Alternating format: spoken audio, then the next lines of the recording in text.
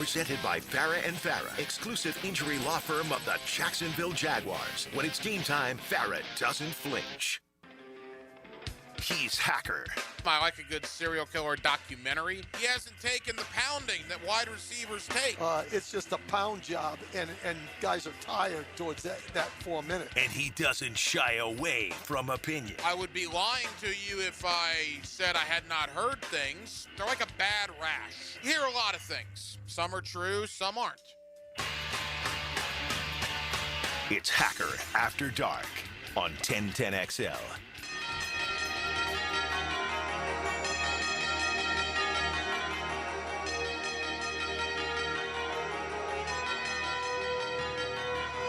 Oh, yeah. Just like that. Week number 7 of the National Football League kicks off in less than 15 minutes. An AFC North battle. The Cincinnati Bengals, the Pittsburgh Steelers, two 40-plus-year-old quarterbacks going at it. And what is a big game in the AFC? A big game for the Jaguars. Pittsburgh only one loss. You'd love for them to get their second loss. Cincinnati does have a tiebreaker over you, but one would think they're going to trail off. Never too early to start thinking about things like that. Cincinnati and Pittsburgh get underway in a matter of moments. And with that, a very good Thursday evening to you, Jacksonville. It is Hacker After Dark, 1010XL, 92.5 FM with Dylan Denmark. The Hacker Ryan Green with you. We are glad you are spending part of your Thursday evening with us. A Thursday night that has us one day closer to the Jaguars-Rams. Of course, that'll take place Sunday morning here on the East Coast, 9:30 a.m. kick. You will hear it right here on 1010XL. 4-2 Los Angeles, 4-2 Jacksonville. Jacksonville got some pretty good news on the injury report earlier today. We'll get into that in just a moment. And on Saturday, you got a couple of really interesting games. Florida State at Stanford. The Seminoles trying to end a just gargantuan losing streak in the ACC. They've lost 10 out of 11 in Atlantic Coast Conference play. And, of course, Florida, Mississippi State, homecoming at the Swamp.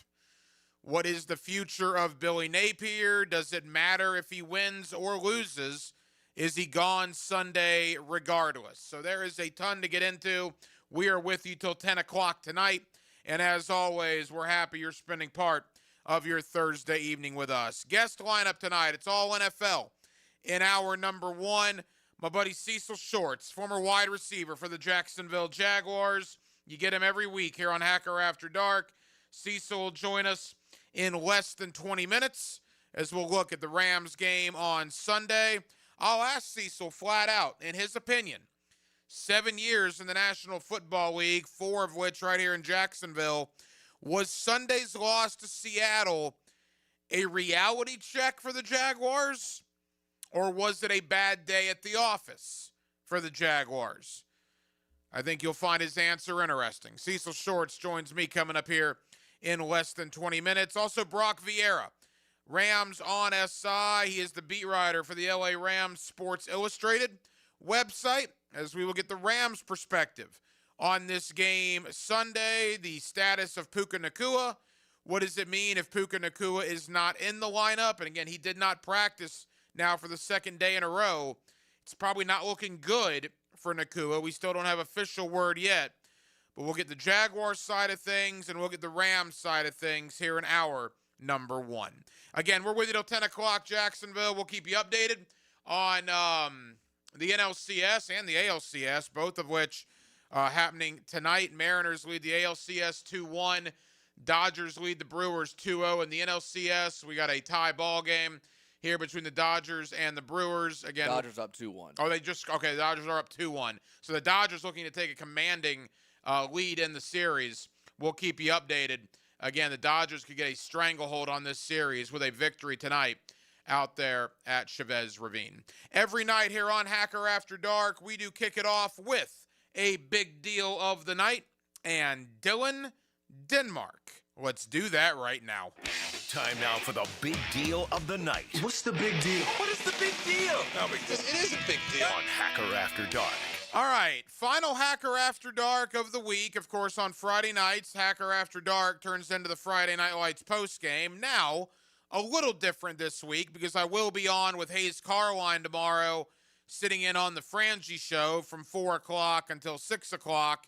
But I will go ahead and give my thoughts on the local games this weekend right now. Saturday in college, let me begin with Florida State Stanford. If you're not going to win this game, when are you going to win? Stanford's awful. You know how bad Stanford is? Florida State's on a 3-game losing streak. Florida State's got to travel across the country to play Stanford, and Florida State is still a 17-point favorite. That's what Las Vegas and the betting lines think of Stanford and how awful they are. If you lose this game and you're Florida State, I think you should already make a change if you have the financial means and fire Mike Norvell. If you lose to Stanford, it'll come sooner than I even expect. I mean, you can't lose this game. You've already lost to Virginia. You got blown out by Miami. You lost to a true freshman quarterback at home against Pitt. If you go out to Stanford, lose your 4th game in a row to that awful Stanford Cardinal team, well, then at that point, what are we doing if you're Florida State? So, big game for Mike Norvell. Needless to say, I do believe Florida State will win the game. I'm not overly high on Florida State. I just think Stanford is terrible. So for that reason, and basically that reason alone, I'm maybe not even picking Florida State as much as I'm picking against Stanford. So give me Florida State late Saturday night. Florida and Mississippi State, homecoming in Gainesville on Saturday at 4:15. I'll say exactly what I said last night. I know there's a lot of talk about Billy Napier being fired regardless. It's already been a bad look for the University of Florida this week with all the rumors that have gotten out, everything that has been written, all the speculation about what's going to happen Sunday. Look, if Florida loses to Mississippi State on homecoming, falling to 2-5, well then yes, I don't believe Billy Napier will be the coach at Florida come Monday. I'm not really breaking any news there. If Florida wins, I just think that would be a bad look for the university to fire him after a homecoming victory. I mean, what kind of message does that send to potential candidates, people around the world of college football? Just a bad look. Hayes Carline brought up a good point. You say, well, you're going into a bye week. Who cares? The season's already a wash anyway. We're counting down the hours until Billy Napier gets fired. Does it really matter if the interim coach has 13 days to prepare for Georgia or has 6 days to prepare for Kentucky? I mean, at the end of the day, who really cares about that? I hope, I don't necessarily know this to be true, but I hope Florida does not fire Billy Napier if they beat Mississippi State. Now, if they lose, well, then all bets are off. I expect Florida to win. Maybe that's just my orange and blue goggles shining through. I think it's an ugly game like all Florida games are. But you're at home in front of a sellout homecoming crowd against Mississippi State. I mean, it would be a fitting way for Billy to go out losing this game, right? It would almost be Hollywood cinema. This would be the perfect ending to the Billy Napier tenure in Gainesville. But I do believe Florida wins the game. Maybe I'm wrong. Wouldn't be the first time, probably won't be the last. Give me the Gators by a field goal. And again, if Florida does indeed win, like I believe they will, I do hope Florida does not fire Billy Napier after a homecoming victory. And then finally, Jacksonville and Los Angeles. Now, Jacksonville got some good news on the injury report earlier today. Starting center Robert Hainsey, who missed last week's game against Seattle, was a full participant in practice today. He is certainly trending on playing, and they missed Robert Hainsey last week. You get Robert Hainsey back, you'll have a full offensive line. That can only help because the offensive line was absolutely atrocious last week. I've had the same thought on this game. Sometimes I waver. You know, I'll think about the Jaguar game beginning Monday into Tuesday, and I'll have one thought, and by the time Thursday rolls around, my thought process would have changed. That has not been the case this week.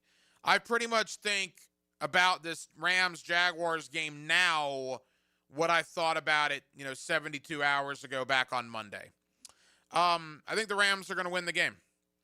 I don't have a lot of confidence in the Jaguars' lines of scrimmage, either the O-line or the D-line. I think the Rams have a very, very good young defensive front.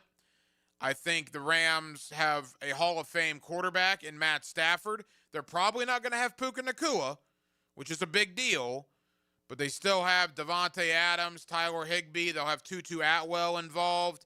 Look, Jacksonville can absolutely win this game if Jacksonville plays up to their capabilities.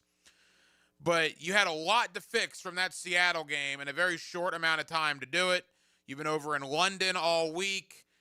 I just don't like the setup for the Jaguars. Plus, I really like the way Stafford is playing. I think Devontae Adams will have a big, big role, obviously, if Puka Nacua is not out there. I hope I'm wrong. And if I'm wrong, I'll be happy about it. We'll be fired up to do the fifth quarter on Sunday afternoon, 2 hours after the Jaguars and the Rams go final.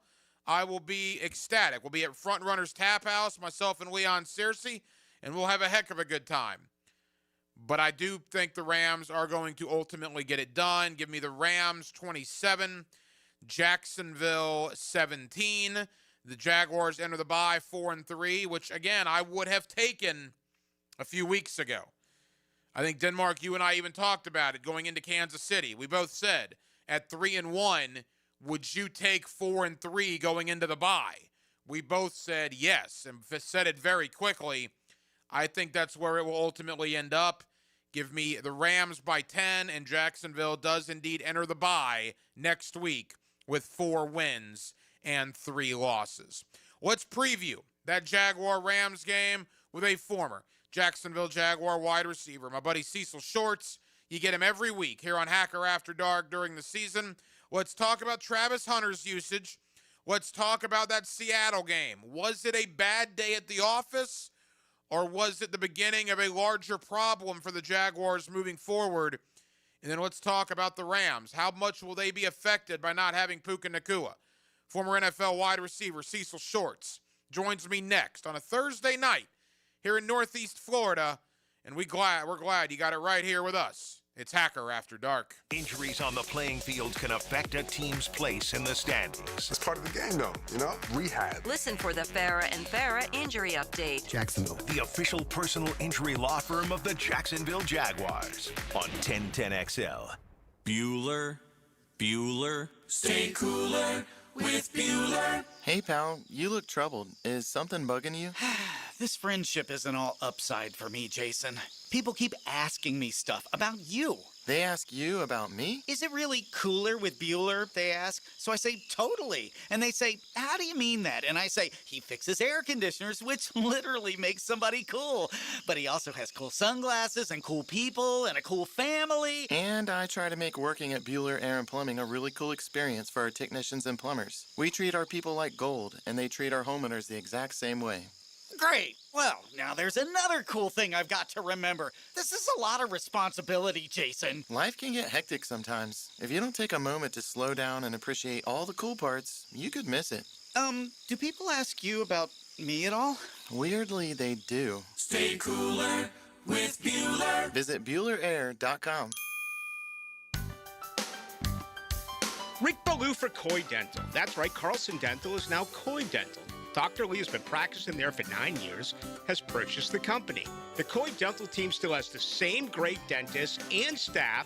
And remember, if you get nervous visiting a dentist, don't. There's never a problem at Coy Dental, with light sedation for cleaning and deep sedation for all your restorative needs. Coy Dental, located in Bartram Park. This Date in Sports History is brought to you by Southeast Orthopedic Specialists. On October 16, 1971, Artis Gilmore made his debut for the Kentucky Colonels of the ABA against the New York Knicks. The Colonels won by a final of 107-98. After I came home from Iraq, I could still hear the booms. Makes it hard to be a good mom. As America's veterans face challenges, DAV is there. I'm Naomi Mathis, Air Force veteran. DAV helps veterans get the benefits they've earned. Thanks to DAV, I was able to begin to heal. With the right support, more veterans can reach victories great and small. My victory is being able to be here for my children. Support more victories for veterans. Go to DAV.org. Here's your 1010XL community calendar of local events and nonprofit groups helping people here at home. It's an evening of connection, laughter, and friendly competition, celebrating the creativity and resilience of our community with costumes, bowling, and prizes. To find out more about the Community Bowling Costume Party October 24th, contact Rebel Recovery. If you'd like to help dogs find new homes, you can enjoy food, drinks, music, and of course, dogs at the Fall Fermi Festival, November 8th. Find out more at kprok9.com. Find out how you can be part of the cure for blood cancer at the Light the Night Walk at ViStar Ballpark November 22nd. Take the first step at lightthenight.org. The Hometown for Heroes Home Buyers Program helps you get your down payment and closing costs paid. Call to learn more. 574-7180. You can find out how to share your community event at 1010XL.com. Hello, First Coast. I'm sure by now you have seen our bright green GFL trucks and containers throughout the greater Jacksonville area. We're an industry leader in solid waste and would love the opportunity to earn your business. We're committed to customer service, reliability, and have an unwavering focus on safety. Whether commercial or construction, let us haul your waste away. Call 904-760-5880 to get a quote today. From GFL, Green for Life. Greenlaw Group is for the insured. If you think you have roof damage, call 904-302-7055 today, and they will schedule you a free roof inspection. Trust their law firm to help you fight your insurance when you need it. These storms can cause damage you may not even see yet. Call Greenlaw Group 302-7055. There's no cost to retain their law firm and no cost to have your roof inspected.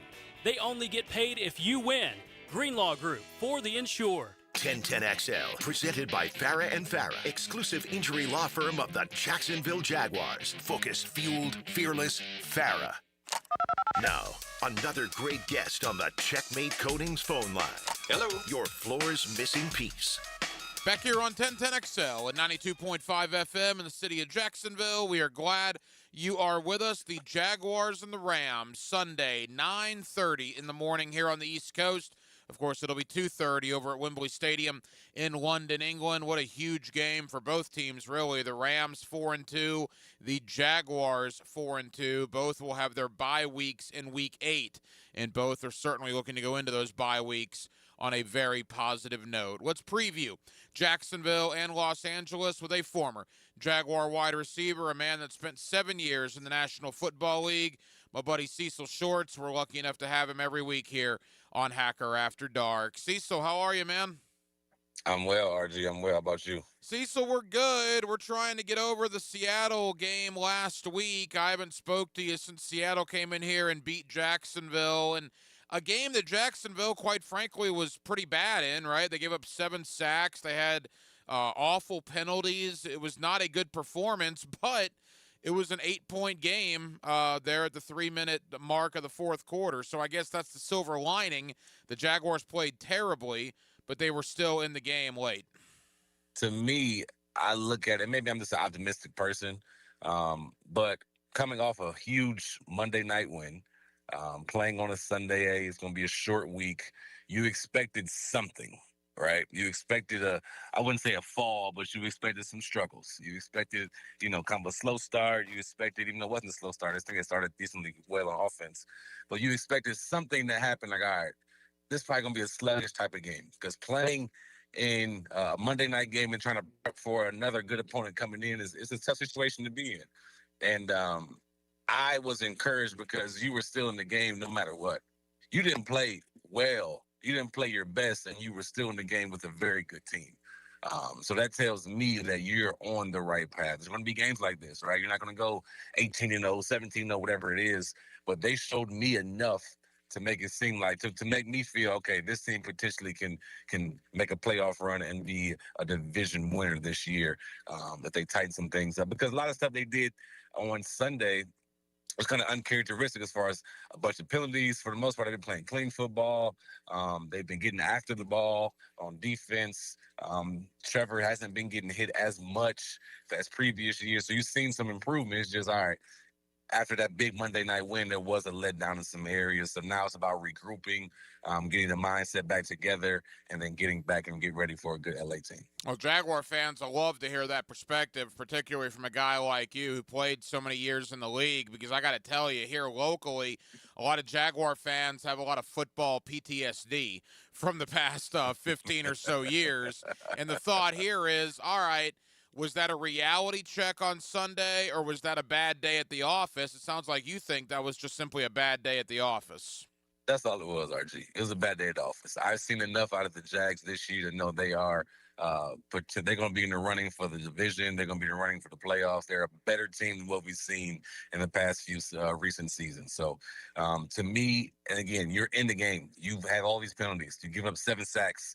You're not really taking the ball away, some mental errors out there, and you're still in the game. You still have a chance to win, right? That tells me you're still a darn good team, and you did some type of good things out there. It's just a matter of maturing as a team, and I love what Cohen said after the game, brings guys together and staying locked in. So they're going to be just fine. Former Jaguar wide receiver Cecil Shorts with us here on 1010XL in Jacksonville. Cecil, Travis Hunter, 4 catches, 15 yards, and one of those catches was for 11. So the other 3 went for 3 yards. Why are they not going down the field more to Travis Hunter, in your opinion? I don't know. What's exciting is every time he touches the ball, it seems every week he touches the ball, it seems like he's making 1 or 2 plays where it's like, wow.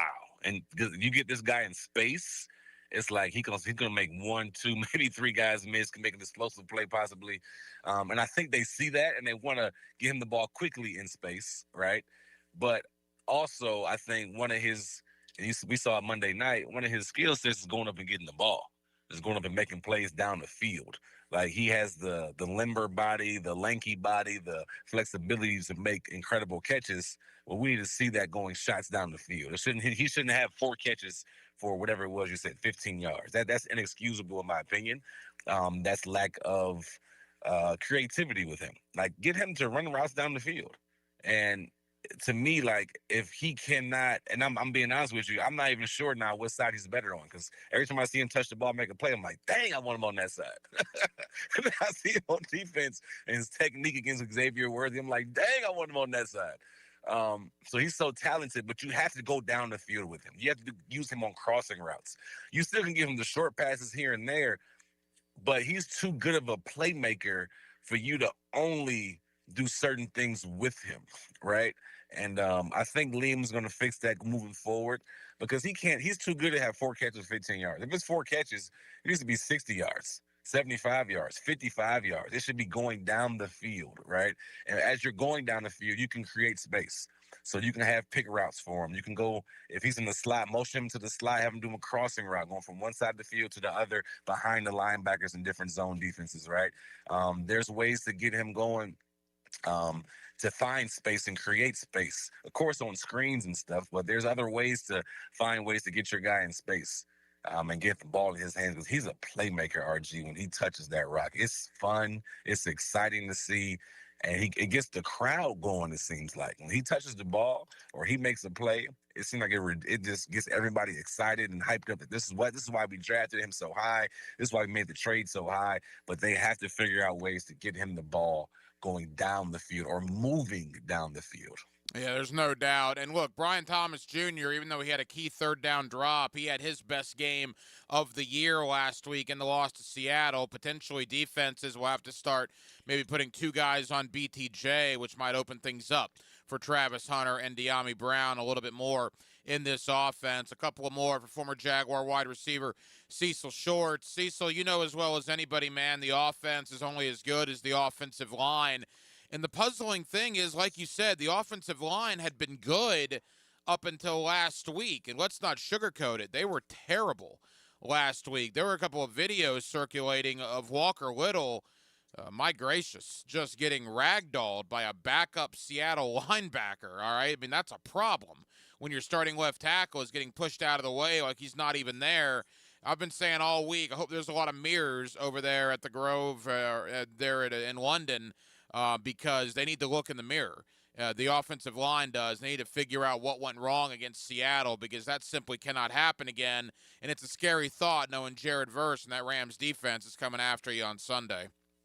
I tell you what, Jared Verse, I can't remember Jared Verse's college teammate that was drafted. Braden Fisk. Braden Fisk and other guys, those guys are for real. But like you said, all year they've been pretty productive, the Jaguars offensive line. All year they've been decently playing well and playing better than what we've seen in the past. I do think there was a lapse. I do think there was a good game plan from Seattle, attacking Walter, attacking them, doing different stunts, doing different disguises up front to put pressure on the offensive line. But like you said, they need to look in the mirror. But this is where, as a fan, as a person that watches the games and roots for the Jaguars, the media guy, you have to see how Liam comes and makes adjustments with his offensive line. Not saying you switch anybody out, but how do you coach them up this week? Right. So how do they respond after a bad week last week? How do you respond this week? How do they come back and play, right? That will say a lot about the culture in the building, a lot about the coaches and what they're talking about in the meeting rooms, a lot about these individual players and how much they believe in themselves and how much they trust themselves, right? So I'm excited to see them versus Rams because the Rams defense is for real. That front seven is going to be really good. They're always a well-coached team. Sean McVay and them do a really good job. But it's going to be a bounce-back week, not only for the offensive line, but for the entire offense, the entire team to really get back on track. Losing 2 in a row will be tough. But if you can win this one and go 5-2 and really build some confidence in that area and say, hey, we can have a bad game and then bounce back and prove to ourselves and everybody else that we're the real deal and get back on track, it'll be a really big, it'll be a lot of excitement for that organization. See, so as we begin to wrap up, this will be the 14th time already the Jaguars have played in London. It all started with you and your team. You know, you go back to, 2012, I believe. You've played a couple of games over there in London. Just the whole dynamic. And then Jaguars traveled over there Monday night. I mean, they've been over there all week. I know LA's not leaving until today or tomorrow, which is an interesting strategy. But what's just your thought overall on the London games? I think it's awesome for the NFL to continue to grow the game. I think it's a lot on the players. I do. But it's fun. I'll be lying to you. It's a ball to play in Wembley and those stadiums over there. I was blessed to play in Wembley, I think, twice. And they treat you like rock stars over there. And I'm not sure, and maybe you said I'm not sure what day they're going down. When do they leave, RG? Well, the Jaguars have already left. They left Monday night. The Rams, I believe, don't leave until today or tomorrow morning. Okay, so the Jags will be there all week, it's a fun time. You get to kind of be secluded, just focus on ball. And then as the week goes, you have different events that you go around town and you get to see the city a little bit. But it's a lot of fun. I'm not going to lie to you. The thing is, you got to keep the main thing the main thing. You got to keep the main, like, I'm here to play a game, right? I'm not here for tourism. I'm not here to enjoy all the scenery. You can do that in the off season, but I think for Cohen and those guys, they'll keep those guys in line. They'll keep them upbeat, but it's so much fun. Wembley Stadium is a blast. So many guys come over there.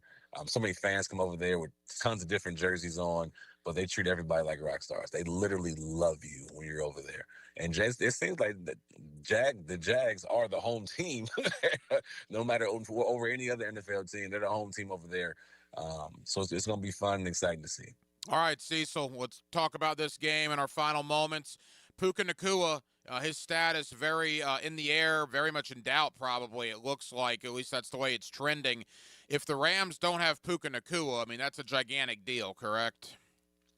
It's a huge deal. It's a huge deal. He's one of the better receivers in the whole entire NFL.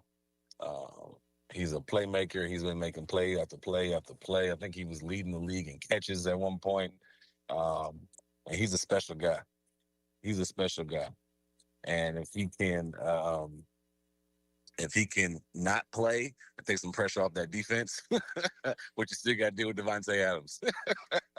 And Davante Adams, even though he's in his early 30s, he still can play too. But Nacua is something different, man.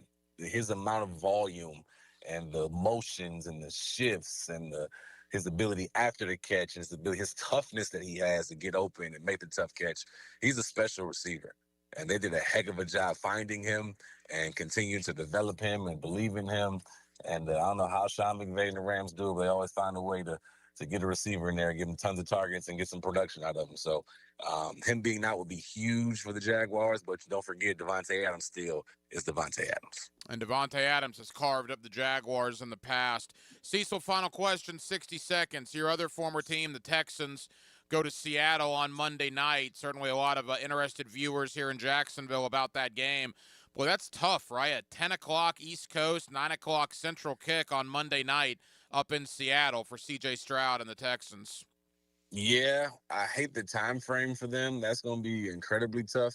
That stadium, as you know, is extremely hard to play in. I remember playing there in 2013 or 2014, and we got our butt kicked, honestly, that game, but you couldn't hear a single word. I remember being in a huddle with Chad Henne, and he's yelling out of his mouth the play call, and I couldn't hear anything. So the atmosphere is going to be crazy. It's going to be Monday night. It's going to be interesting to see how they play after a bye week and against a quality team, right? I think Seattle's 4-1 or 5-1, somewhere in there, and you're coming off a 2-game win streak where you have not beaten a quality team yet. Really beat up Ravens team who's struggling right now, 1-5, and then the Tennessee team where we all know how they're struggling, just fired their coach. So can you beat a quality team on Monday night? Well, that'll be left to be seen. Interesting week in the AFC South. Jaguars and the Rams. The Colts have to go out to play the Chargers in L.A., and Houston has to go out to play Seattle on Monday night. We'll figure out a lot about the division here after Week 7. We always know that we love having Cecil Shorts, former Jaguar wide receiver. He's always kind enough to join us here on 1010XL. Cecil, enjoy all the football, and we'll talk again next week, my friend. Yes, sir. Take care, RG. Always appreciate Cecil Shorts for joining us here on Hacker After Dark. You know, back to that thought about the AFC South for a moment. What a week it is in the division, right? Even Tennessee, they fired their coach. So they have an interim coach and Mike McCoy, formerly of the Jaguar staff, and Tennessee welcomes in Mike Vrabel, their former coach, who is now leading the charge for the 4-2 New England Patriots. So certainly a lot of intrigue in Nashville with Vrabel returning. You got Indianapolis beginning now what is going to be a very tough period for them. Now they have a very winnable game next week against the Titans at home. But outside of that, the other 10 contests, beginning with the Chargers on Sunday, they're at the Chargers. They still have road games at Seattle, at Kansas City, at Pittsburgh, an international game against Atlanta. They got to come to Jacksonville. They got to go to Houston. It is a tough road for the Indianapolis Colts. And with the Texans as well, they go to Seattle on Monday night, and then they still have games the next couple of weeks against San Francisco, Denver, and Jacksonville. So if you look on paper, there is no doubt the easier road over the next month or so between Indianapolis, Houston, and Jacksonville is clearly the Jaguars' path. The Jaguars already have the Seattle game in the rearview mirror, the San Francisco game, one of the Houston games, the Kansas City game, and a lot of their AFC South rivals still have to play a majority of those teams. So a big week in the division, and we certainly thank Cecil Shorts for joining us tonight. Week 7 is already underway. Thursday night football, Pittsburgh took the opening kickoff right down the field. Aaron Rodgers to Jonnu Smith for the score. Cincinnati got it, had to punt. Midway through the first quarter, Pittsburgh 7, Cincinnati nothing. Again, Aaron Rodgers to Jonnu Smith, the one touchdown so far in that ball game. Coming up next, let's go to Los Angeles. He covers the Rams for Sports Illustrated. Brock Vieira does a terrific job talking LA Rams. Let's find out about Puka Nacua. Let's talk Matt Stafford. Let's talk about Liam Cohen and James Gladstone and their time out in Los Angeles. And let's talk about the Rams season to this point. They're trying to go for the clean sweep. The Rams already have wins over the Titans, over the Colts, and over the Texans. They're 3-0 against the AFC South, looking for the clean sweep this week. We'll talk about it with Brock Vieira, Rams on SI. He joins us next, right here on Hacker After Dark. All right, Prosser here, and I've been telling you about Chad and Sandy. They make the promise. Let me show you some of the proof. This is Nicoletta and Daniel in Panther Creek. We don't recommend this, but we bought our new house before we sold our old one. Then, worst case scenario happened. Our old home failed to sell in a year with another realtor. Finally, we got smart. We hired Chad and Sandy, and they sold it in 10 days above asking price. These are the results you're getting with Chad and Sandy at chadandsandy.com. Area homes are selling, but you got to have the right people on your side. Maybe you want max price. Doesn't matter if you're buying or selling. Maybe you just want to sell right now. Well, fast, easy, and stress-free, that's what Chad and Sandy bring to you. They have this guarantee. They guarantee your home sold at an agreed-upon price and deadline, or they will buy it. They're the local real estate experts you can trust for all of your real estate needs. Go to chadandsandy.com today. That's chadandsandy.com, or call that help hotline, 904-414-6200. Blue here for the Blue Crab House, located right off of San Jose. It's on Julington Creek Road. They've been around since 1996. Indoor-outdoor dining. Also, takeout is available at the Blue Crab House. Open 4:30 to 9, Tuesday through Saturday. Sunday, noon until 9. Remember, Tuesday, $2 margaritas. Wednesday, $1 oyster night. How about the blue crabs? How about my personal favorite, the Canadian snow crabs? Whatever it is that you fancy, you get it right there. The Blue Crab House. Hey folks, Mike Dempsey here. You've heard me talking about Pella Windows and Doors. With great ratings and expert reviews, you know they're high quality and energy efficient products. So what's your next step? Schedule a free consultation at PellaJacks.com or just stop by the Pella showroom on Phillips Highway. Their professional design consultants will guide you through your entire project from start to finish. And that's the quality and service you can expect from Pella Windows and Doors. Hi, this is Dave Barker. Want to grow your hair back? IHRS, right here in Jacksonville, is the only hair transplant clinic in the Southeast to offer multi-unit hair grafting and the 45-minute PRP treatments. Grow your hair back. Call now for a free in-person evaluation. 904-777-IHRS, 904-777-4477, or visit hairforme.com. The best value for golf in Jacksonville remains Cimarron. Totally reestablished with new tee boxes, improved fairways and greens. Also a brand new restaurant with indoor and outdoor settings and live music. Join the Wild One loyalty program online at Cimarron Golf. When's the last time you played Cimarron? Cimarron Golf Club on 210, the Wild One. Here's a health and wellness tip from orthopedic specialists of Jacksonville. Every joint in the body was designed for movement. Inactivity can cause stiffness, weakness, weight gain, and decrease in overall balance. So you should strive for at least 30 minutes a day of exercises that promote flexibility like yoga, strengthening with weights, and cardiovascular fitness like walking, swimming, or biking. The more you move, the better you will feel, and your overall health will benefit. Let's get healthy, Jacks. Go Jags. Stay healthy with orthopedic specialists of Jacksonville. Been in a car crash? I'm local attorney Rick Alexander, and I've made it our mission at the Alexander Law Practice to listen to you so I can fight for the best possible result for you. I've been practicing over 30 years, and our team focuses on guiding you through the entire process. And because fees and reimbursement costs come out at the end of the case, I will never ask you to come out of pocket. For a free review, call 904-400-6600 or log on to alexanderlawpractice.com, Jacksonville. 1010XL, presented by Farah and Farah, exclusive injury law firm of the Jacksonville Jaguars. Still, present, ready. Farah doesn't flinch. Now, another great guest on the Checkmate Coatings phone line. Hello. Your floor's missing piece. Back here on 1010XL at 92.5 FM in the city of Jacksonville. We are glad you are with us.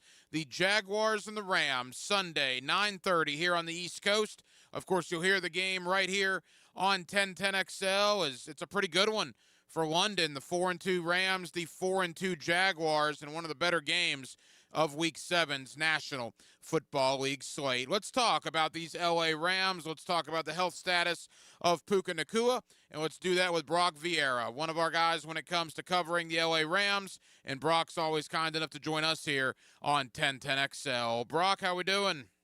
I'm doing good. How are you? Hey, Brock, we're good. Thank you for the time. All right, 4-2. You and I spoke when we did our division previews this offseason. The Rams 6 weeks in, 4-2 to this point. About what you expected 6 weeks in, what's your overall thought on the team so far? Yeah, this is where I expected the record to be at. How they got to this point, I definitely didn't expect. But with a team like the Rams, they're usually slow starters that we've seen for the past 3 years, and they'll kick it up around midseason. So I think this game will be a great barometer to see where they're at. All right, let's talk about this Rams football team. And first and foremost, let's begin with Puka Nacua. Now, it's still relatively early in the week, Brock. We know that Puka left the Baltimore game with an ankle situation. Now, what's interesting is there's a bye week for LA after this game in London. Maybe that'll affect their thought process on Puka. But what is the thought on Nacua's status for Sunday?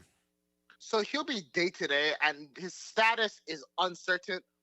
When we spoke to Sean McVay on Monday, he was very optimistic. But to be frank, that's kind of how he always is with these injuries. The way I look at this situation, I think Nacua will play, but he's going to be on a snap count. Something like what we saw against Baltimore, where he's probably going to play maybe like 20 to 30 snaps, probably a good 15 to 20 pass snaps. I think they're going to limit his usage as a run blocker. And because they have that bye week, make sure that he gets his production, but is able to be healthy for that second half of the season. Brock Vieira, Rams on SI, with us here on 1010XL in Jacksonville. Puka's partner at the wide receiver position, Davante Adams. Both guys very accomplished wide receivers. How has Davante Adams looked so far this year? He's been decent. You want a little bit more from him, definitely, especially in the Rams red zone production. There's been some times where he and Stafford just haven't been on the same page, but I think that's just them learning how to play with each other. What he's done for this offense is just revolutionized it. Just having that big body, one-on-one matchup winner, wide receiver on the roster, it's opened up everything else, and that's why we've seen Puka Nacua had the year that he's had. Everyone's happy with him. Devontae's happy in Los Angeles, and it can only go up from here. You mentioned Matt Stafford earlier, obviously a guy we're very familiar with from his time at Georgia. The guy will be in Canton, Ohio one day in the Pro Football Hall of Fame. I know he had some injury issues, or he's battled some injury issues early in the year. How has Matt Stafford been so far? I mean, he looks like an MVP candidate, and this has been one of the best starts to his career ever. I mean, I'm not sure what happened with the treatments earlier this year in terms of getting his back ready to go. It might have been a time machine because he looks like vintage Stafford. He's putting up league-leading numbers. He didn't have the best of games last week, but it was a gloomy day in Baltimore and early kickoff. So I think that when he gets back to Los Angeles, gets back to home soil, gets to that body clock, you're going to see him put up those 300, 400-yard performances again that he's been doing earlier in the season. Everybody talks about this Rams passing game. That's certainly what we led off with Stafford, Adams, and Nacua. Rams have a pretty good running game as well, led by Kyren Williams. Yeah, Kyren Williams has been excellent. And when it comes to the Rams' red zone issues, he's been the solution for them. Over the past 2 weeks, his involvement in the passing game as a receiver has just been critical. When we spoke to McVay, and when I asked him about it, McVay said that he believes his offense functions best when they have 5 eligible receivers going downfield. It gives Stafford a bunch of options. Stafford is one of the best in the league at making those pre-snap reads, understanding where his opportunities are. And because of his ability as a pass catcher, the run game has started to open up for him as well. Obviously, he had that massive fumble last week when he took on the 49ers on Thursday Night Football. That's something that has been a narrative throughout his career. But when you look at his entire body of work, he has once again been one of the primary reasons why the Rams are sitting at 4-2. Jaguars-Rams, 9:30 Sunday morning, Wembley Stadium, London, England. You'll hear it right here on 1010XL. Brock Vieira, Rams on SI, joining us here tonight on 1010XL Radio. You look at the Rams defensively, and the scary thing for the Jaguars, they couldn't block Seattle last week, and now they have to go up against Jared Verse and Braden Fisk and all the boys for the front seven of the LA Rams. I would imagine watching that Seattle film last week has to have the Rams licking their chops to go up against this Jags offensive line. Yeah, yes, they do. And don't get me wrong. They want to send a message. That's how they are. That's how they're built. That's what Jared Verse has been saying throughout all of OTAs, training camp, and now into the season. The critical factor for this game is going to be the usage of Byron Young. Byron Young right now, I believe, is has the second highest sack total in the NFL at the moment. He's achieved at least a half sack in every game this season.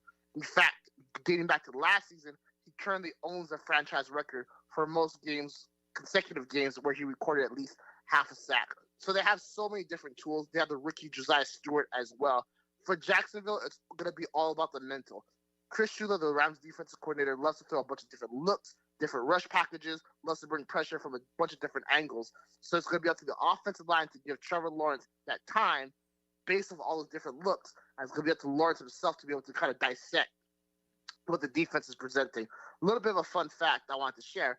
Chris Shula, the Rams defense coordinator, and Liam Cohen are actually quite close, and their wives are quite close. So it's going to be a very interesting chess match between two men who know each other very well. Well, and to that point, that's where I was going next. I mean, obviously, Sean McVay knows all about Liam Cohen.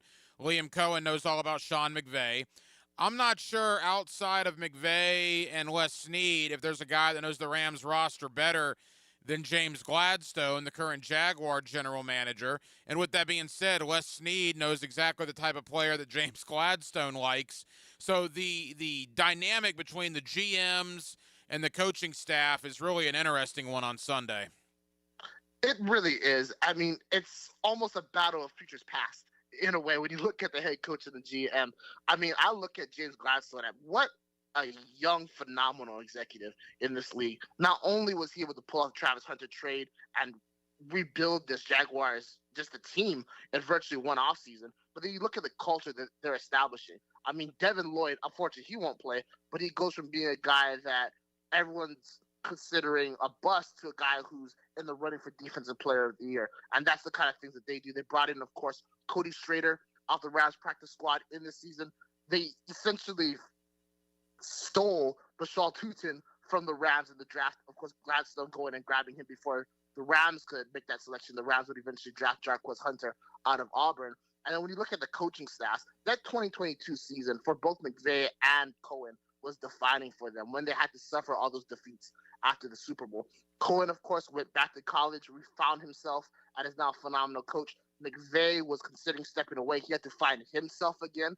And you've seen two guys that are performing at the highest level in this modern game. The one edge I will say for Cohen is that I think his offense has adapted a lot better to the times than McVay's, and I think that that's why the Rams need to be on watch. Because for Cohen, this is a statement game. If he can go out there and he can beat his his mentor, I mean, you want to talk about NFL Coach of the Year, he might lock it up this Sunday. That's interesting you say that. So you think the Rams would have drafted Bashal Tutin in the 4th round if given the opportunity? I think they would have had he been there when they had the pick. So the reason why is I forget the exact number, but I think it was like 14 picks away from where the Rams drafted Hunter, from then where the Jaguars drafted Tutin. There was a lot of reports coming out saying that the Rams are highly interested in Tutin. I believe it was the Athletics' Jordan Rodriguez who has a report that says that when Les Snead found out Gladstone made that selection, he was quite upset about it. Interesting. Yeah, and obviously Gladstone and Les Snead probably think alike. Gladstone learned a lot from Les Snead. Final moments, Brock Vieira, Rams on SI. Brock, the Jaguars have seen every team in the NFC West, or will see. They beat San Francisco, obviously lost to Seattle. They'll play Arizona later in the year, the Rams on Sunday. What a tough division.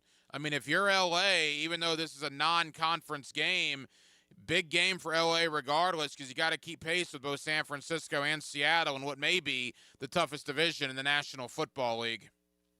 Yes, absolutely. Every game is critical, especially since the Rams do have that loss to San Francisco a couple weeks ago, and they don't have a division win this season, something the other teams can say, except Arizona. I don't think they have one yet. When it comes to Seattle, and even the 49ers, they're essentially running two different versions of the same offense, and it's a very effective system. And that's why they're having success with the quarterbacks that they got. For the Rams, because they've had to pull so many victories out of the fire in the 4th quarter under circumstances that weren't the best, this is their opportunity to go out there, have the first game of the day, make a statement, then get into that bye week rest up for the second half division push, especially now that the 49ers lost Fred Warner. So for all Jacksonville fans, what I'm going to say is this. Based off what I've seen in the preparations at practice throughout these past couple of weeks, ever since that 49ers lost their approach to everything, this has been a new team. They're hungry. They're motivated. They've always been that, but they've reached that new level that can only come after a loss. So I think that they're going to try and give Jacksonville everything that they got, all different types of looks, plays, and everything because of the familiarity. So for the Jaguars, they got to be on their P's and Q's. Yeah, the Rams have done the Jaguars a lot of favors early in the year. They've knocked off Indianapolis, Tennessee, and Houston. They're 3-0 against the AFC South, and their final game is against Jacksonville on Sunday. Brock, leave us with this. We got about 60 seconds. What's the Rams' history in London? How often have they been over there, and how successful have they been? They've been over there a few times. The last time they were there was the 2019 season when they defeated the Cincinnati Bengals in a blowout. Cooper Kupp went off in that game. He had multiple touchdowns, I think almost nearly 200 yards. It was something absolutely ridiculous. They're very used to playing out there because, like Jaguars owner Shad Khan, owner Stan Kroenke owns Arsenal, as Shad Khan owns Fulham, the football club. So a lot of familiarity, and they're ready to roll. Brock Vieira, Rams on SI, certainly one of our guys when it comes to the Rams, and they're playing the Jaguars on Sunday. Brock, tell Jaguar fans here in Jacksonville that want to keep up with the Rams heading into the game on Sunday where they can find your work. Yes, sir. So you can find all of our work at Los Angeles Rams on SI. That's our name on both Facebook and Twitter, or X, whatever you want to call it. That's also our name on our website. You can check us out. We're posting double-digit pieces of content every day, and we're collaborating with my good friend and Jaguars on SI's John Shipley this week. So there's going to be a lot of great cross-franchise, cross-team stuff. So check it on out. Nice. I'm a big fan of John Shipley. We have him on a bunch here on 1010XL. Brock Vieira. Brock, I know you're busy. Thank you for the time. We'll talk again soon. Yes, sir. Thank you for having me, and thank you guys for listening. When the defense delivers, victories pile up. This is where you find out what you're made of on defense. Superior Fence and Rail highlights the defensive player of the game. Down he goes! On 1010XL. Superior Fence and Rail, where quality matters. Attention skilled electricians. Are you undervalued at your current company? Time to step up to the bigger projects and better opportunities. Join the team at Miller Electric Company, a trusted name in the industry for over 96 years. At Miller, we tackle the biggest projects in the city, offering not just the job, but an experienced, top-notch pay, unbeatable benefits, and the best working environments in the business. Please join the team that values your skills and rewards your hard work. Elevate your career to new heights. Apply today at millercareers.com, an equal opportunity employer. You deserve something truly exceptional, and that's what you get from Dunbarton Tobacco and Trust's 10th Anniversary Jubilee. Come to Tobacco Cove on Saturday, October 18th from 1 to 4 p.m. because you will not want to miss this. From the mind of Steve Saka, Dunbarton offers the taste of perfection. This event features amazing cigars, delightful food, and awesome prizes. Tobacco Cove, 3849 Bay Meadows Road.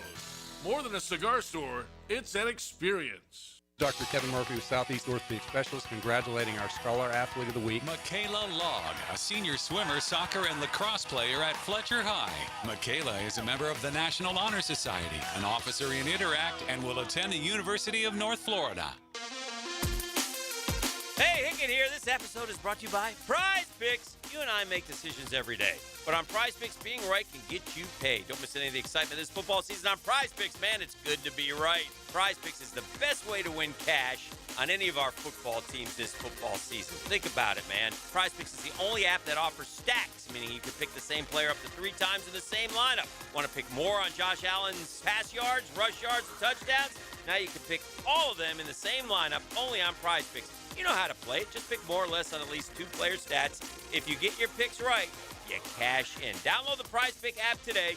Use code 1010XL to get $50 in lineups after you play your first $5 lineup. That is code 1010XL, and you get $50 in lineups after you play your first $5 lineup.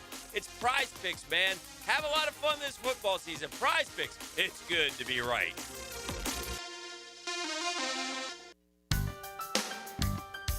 Rick Ballou for Coy Dental. That's right, Carlson Dental is now Coy Dental. Dr. Lee has been practicing there for 9 years, has purchased the company. The Coy Dental team still has the same great dentists and staff.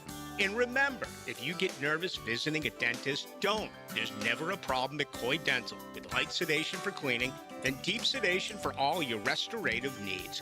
Coy Dental, located in Bartram Park. It's the event everyone waits for. Now at Beard's Diamonds. Buy one, get one free on all wedding bands. Now for a limited time, when you buy his wedding band, get hers free. Buy hers, get his free. Save up to $10,000. Are you about to get married or been married for years thinking it's time for an upgrade? There's nothing that symbolizes your love more than the wedding band. Beards has hundreds and hundreds of bands from top designers in white gold, yellow gold, rose gold, titanium, platinum, plain bands, channel set bands, pave set, eternity bands. And for men, masculine bands, wide, modern, with and without diamonds, hammered, brushed, engraved, lots of colors. Come to Beards now and find the wedding band that reflects your style and your personality. Buy one, get the second one free. The big box corporate jewelry stores can't or won't do this, but Beards can. And it's happening now through October 26th. Buy one wedding band, get the second one free. Don't miss this opportunity to celebrate your eternal love with the eternal symbol, Beards Diamonds, at St. John's Town Center. When you need plumbing, septic, or air conditioning service, trust matters. That's why more homeowners in Jacksonville choose Duck Duck Rooter, the area's most trusted service company. We're licensed, insured, and the only master septic contractor in Northeast Florida. From small plumbing repairs to major renovations, septic tank pump outs, drain field installations, and full air conditioning service, we do it all. Call 904-862-6769 or visit duckduckrooter.com. Duck Duck Rooter. When you're stuck, call the duck. Home of the Jacksonville Jaguars. WJXL AM Jacksonville Beach. WJXL FM Jacksonville Beach. After an accident, you may have an x-ray that looks normal, but you're still in pain. That's because soft tissue injuries like sprains and tears don't show up on x-rays. And if an insurance company doesn't see it, they may not believe you're hurt. When they don't take your pain seriously, we fight back. We know doctors who are experts in diagnosing soft tissue injuries. They can help us prove that your pain is real, and we'll seek to get you paid for all of your future medical expenses. Farah and Farah, Jacksonville. Blue here for the Blue Crab House, located right off of San Jose. It's on Jewington Creek Road. They've been around since 1996. Indoor-outdoor dining. Also, takeout is available at the Blue Crab House. Open 4:30 to 9, Tuesday through Saturday. Sunday, noon until 9. Remember, Tuesday, $2 margaritas. Wednesday, $1 oyster night. How about the blue crabs? How about my personal favorite, the Canadian snow crabs? Whatever it is that you fancy, you get it right there. The Blue Crab House. Hey, bro, weirdest thing is happening at the game. Every time I crack a Bud Light, we score a touchdown. I think I'm some kind of football prophet. Bud Light, the official beer sponsor of the NFL. Stock up today. Enjoy responsibly. Copyright 2025 Anheuser-Busch Bud Light Beer, St. Louis, Missouri. Grab your cowboy hat for the Beach Barbecue Bash, presented by Sunshine State Plumbing and Reliable Ducks. Thursday, October 30th. Live music, sizzling barbecue, and Southern Charm, supporting Boys and Girls Clubs of Northeast Florida. Get tickets at bgcnf.org. Your ambition just met its match with Robinhood. Trade stocks and ETFs, options, futures, and crypto all on one platform. Get started today at Robinhood.com/yourmoney. Your money, your move. All investments involve risk, including loss of principal. Options, futures, and crypto trading carry significant risk and may not suit all investors. Securities offered through Robinhood Financial LLC, member SIPC. Futures trading is offered by Robinhood Derivatives LLC, not FDIC or SIPC protected. Crypto offered through Robinhood Crypto LLC, NMLS ID 1702840, not FDIC or SIPC protected. Portfolio management offered by Robinhood Strategies, an SEC registered advisor. 1010XL, presented by Farah and Farah, exclusive injury law firm of the Jacksonville Jaguars. Focused, fueled, fearless, Farah. Hacker After Dark on 1010XL. Halftime, Hacker After Dark, 1 hour down, 1 hour to go. We will take you up till 10 o'clock as we do every night right here on 1010XL and on 92.5 FM. Thank you to Brock Vieira, Rams on SI, for giving us the LA Rams side of this matchup over at Wembley Stadium on Sunday. A couple of scoring updates in Major League Baseball. The Los Angeles Dodgers have just won Game 3 of the NLCS, 3-1 over Milwaukee. The Dodgers now take a 3-0 lead in that series. Teams have come back from 3-0, very, very, very few and far between. So clearly the Dodgers only one game away now from heading back to the World Series. Of course, they are the defending champions. So they lead that series 3-0. The ALCS Game 4 tonight. Going to the bottom of the second, they are scoreless between Toronto and Seattle. And again, right now, you look at it, Seattle leads that series 2-1. And we just had a touchdown. Oh, but it's going to be called back. Pittsburgh's up 7-0. Aaron Rodgers to Jonnu Smith over Cincinnati. Jalen Warren just busted off a long touchdown run, but a holding penalty has called it back. Steelers still in good shape. They're in Cincinnati territory, beginning of the second quarter, 7-0. Boy, I'll tell you, Denmark, you look at what Cincinnati was in the first 6 quarters of the year with Joe Burrow, and you look what they've been, particularly after the Jaguar game. Just one injury, one toe injury has completely destroyed the Cincinnati Bengals season, and they're not going to recover from this. Yeah, it's almost like the quarterback matters. Well, you know what? Yes, obviously it does. There are some instances where you can survive. Yeah, a few teams. But you can't survive without Joe Burrow in Cincinnati. It's like, Mac Jones goes in and he, wins the game. With him winning one game, I know he got like a 2-year deal for $8 million.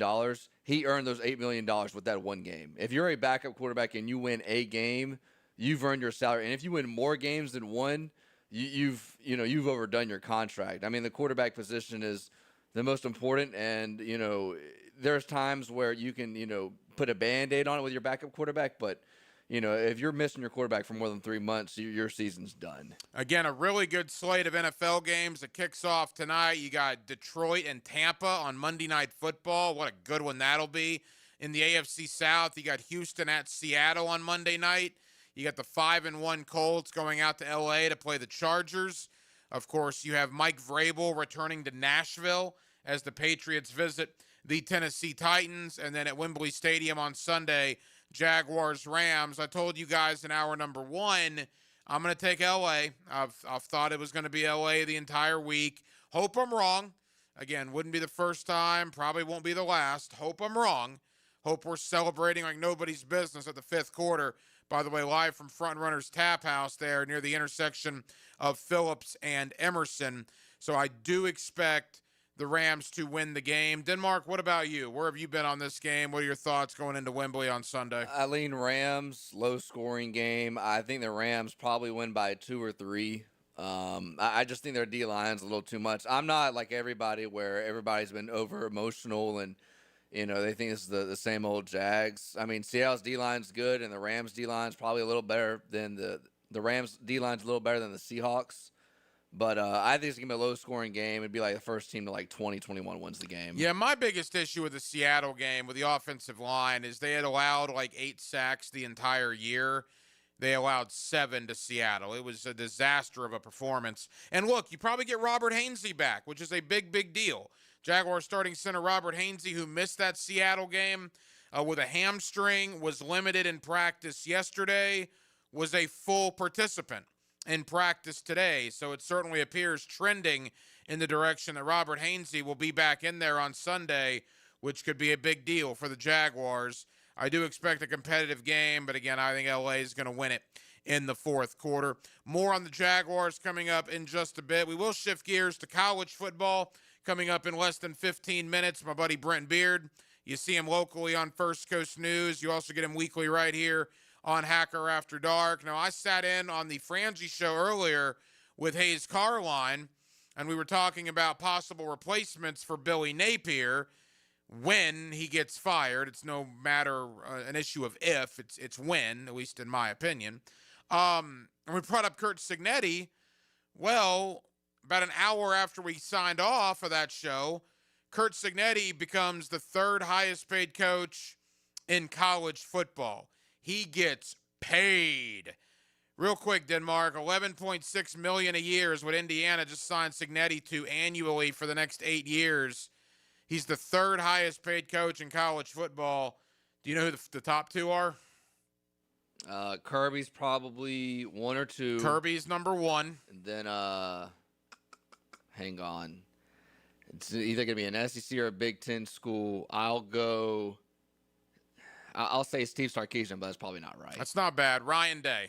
Yeah. So it goes, you got Kirby Smart 1, Ryan Day 2, Curt Cignetti, number 3, $11.6 million. Surprised that a school like Indiana was able to do that. There were Cignetti to Penn State rumors. Cignetti had gotten some conversation down here, even though technically the Florida job isn't open yet. Indiana nipped all that in the bud right then and there tonight with that contract. But $11.6 million annually for the head coach of the Indiana Hoosiers football team, I was pretty surprised they made that type of financial investment. Nah, I mean, it just goes to show you that the athletic department and everybody there, they're serious about football. And if you do, I'm sure they're going to allocate less money toward other things, and they're going to put it all toward football. And Indiana is going to be one of the better teams probably in the Big Ten for the next at least 3-4 years. You and I have the Gator Bites podcast tomorrow morning on the 1010XL social media channels. We'll begin that right about 8 o'clock, a little after 8 o'clock tomorrow morning. Your thoughts, Florida and Mississippi State, and your thoughts on Billy Napier's status heading into next week. Well, Vegas has still, I think, a 9.5-point favorite for Florida. This game's going to go one or two ways. Either Florida is going to do what they do, and they should probably win the game by at least 17. By 17, wow. Or they're going to lay down and not care, and Mississippi State's going to win by 20. Yeah. This will not be a 3 or a 7-point game in the fourth quarter. I picked Florida to win earlier today with Hayes just because it's homecoming. It's Mississippi State. Maybe I'm blinded by the orange and blue. Maybe I'm blinded by the Gator logo. Obviously, it's not what it once was. But I do think they've circled the wagons enough around Billy Napier so many times, whether it was LSU last year, Ole Miss last year, Texas 2 weeks ago. Who's to say they can't do it again? And they're not exactly playing a ranked powerhouse. I mean, Mississippi State's good. They have a victory over Arizona State, gave Tennessee all they wanted. But still, talent alone should tell you in the swamp on a Saturday afternoon, Florida should have the more talented roster. Are you like me, though? Obviously, if they lose to Mississippi State, Napier's gone. He may be gone Saturday night or certainly Sunday morning. If they beat Mississippi State, I still hear a lot of people saying he might still get fired under that scenario. I certainly hope that does not happen. I don't think that would be a good look for the university to fire Napier if he wins homecoming on Saturday. Yeah, I don't think it matters. I don't think they're going to pull the trigger if he wins, but if it's true, the reports that the next time he loses, you're going to fire him. Okay, well, you're not going to go undefeated in the month of November. And I'll say one thing that's a little different this year compared to last year. If you could lip read what Lagway was saying about Napier's play calling when he went to the sideline after one of those times, he basically said, PG version, this is stupid. Mm-hmm. And you didn't have any of that last year. So when your quarterback is probably tied most with the play caller who's the head coach and he's saying those things, one was, the imagine wonders, what everybody else is thinking. Let's talk about Billy Napier's future. Let's talk about Mike Norvell's future. I think Mike Norvell's got a huge game as well Saturday night. Florida State traveling out west to play Stanford. If they lose to that awful Stanford Cardinal football team, that would be 4 losses in a row. That would be 11 out of 12 losses in the ACC. That is a disaster. It's already a disaster. That would add to it. Maybe Mike Norvell would be on a very, very hot seat at that point alongside Billy Napier. My buddy Brent Beard, you see him locally on First Coast News. You get him weekly right here on Hacker After Dark. Talking Florida State, and more with you on a Thursday evening here in Jacksonville. It's Hacker After Dark. He's skilled in the art of diplomacy. I'm Defense Minister Dmitry Mishkin. Get insights and interviews from Jags beat reporter Hayes Carline when he takes you behind enemy lines. The CIA has no knowledge. Delivered by Pella Windows and Doors on 1010XL. Strap in, Duval. The Jaguars are gearing up to face the Los Angeles Chargers Sunday, November 16th for our annual Salute to Service game. Join us as we honor and celebrate the brave men and women of our military all game long. Secure your seats now and be a part of the action by visiting jaguars.com/tickets or call 904-633-2000. Let's stand together, Duval. The best value for golf in Jacksonville remains Cimarron, totally reestablished with new tee boxes, improved fairways and greens, also a brand new restaurant with indoor and outdoor settings, and live music. Join the Wild One loyalty program online at Cimarron Golf. When's the last time you played Cimarron? Cimarron Golf Club on 210, the Wild One. After I came home from Iraq, I could still hear the booms. Makes it hard to be a good mom. As America's veterans face challenges, DAV is there. I'm Naomi Mathis, Air Force veteran. DAV helps veterans get the benefits they've earned. Thanks to DAV, I was able to begin to heal. With the right support, more veterans can reach victories, great and small. My victory is being able to be here for my children. Support more victories for veterans. Go to DAV.org. I'm here with Danny Van Sickle, director of the Electrical Training Alliance. Danny, tell me about your program. Hey, Rick, we're a 4-year electrical apprenticeship. Our students start out making over $40,000 a year, and right now make over $90,000 a year, including benefits. There is no tuition or student debt. You just have to apply and get accepted. Did you say no tuition and no student debt? You heard that right, Rick. Once you're accepted to the program, your only cost for the books and the course fees, about $800 a year. That sounds like an amazing opportunity. How can I learn more? Just go to etajax.org, and you can apply there. Apply by November 6th. Packer here. Join me and Leon Searcy for the 5th quarter this Sunday at Front Runners Tap House. All the football action and post-game reaction to the London game.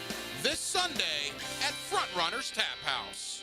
Hey, it's Frank Frangie. Business owners, listen up. If your plumbing or AC company keeps giving you the runaround, it's time to cut them loose. Call my friends at Duck Duck Rooter. They already partner with some of the biggest commercial operations in Northeast Florida, like the Jaguars and station operations. Their office team makes invoicing a breeze, and their field techs, top-notch pros. Make the switch today. Duck Duck Rooter, a proud partner of the Jacksonville Jaguars. Call 904-862-6769. 904-862-6769. Tell them Frank sent you. Hey, it's Rick Ballou. I just upgraded my home with fantastic floors, and the experience was incredible. Rusty and the team brought the showroom to me with their at-home consultation.